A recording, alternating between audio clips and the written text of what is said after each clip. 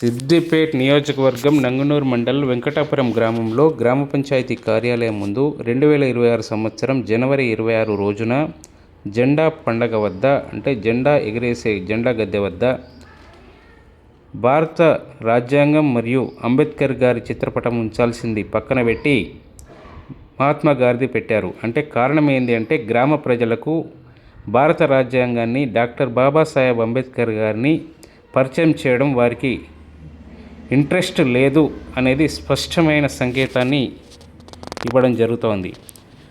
So దీని మూలాన ఏమవుతుంది, గ్రామ ప్రజలు అభివృద్ధికి నోచుకోరు అనేది స్పష్టమైన సంకేతం. అన్న ఇప్పుడు మేము ఇంత ఫ్రీడంగా గర్ల్స్ బాయ్స్ ఎట్లుండగలుగుతున్నారు? మాకు స్వతంత్రం తర్వాత కూడా ఫ్రీడమ్ లేదు. ఎందుకంటే ఏంది అందరు కొంతమంది పూజారులు ఉండే కొంతమంది ఏమంటుండే అంటే ఇట్లా అప్పట్లో ఇట్లా నాకు చెప్పిండు మా డాడీ, వెనకాల ఒక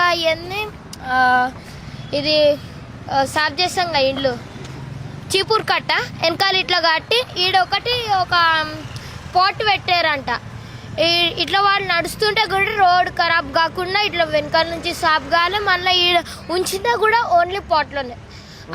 అంత డేంజర్ పరిస్థితి ఉండే.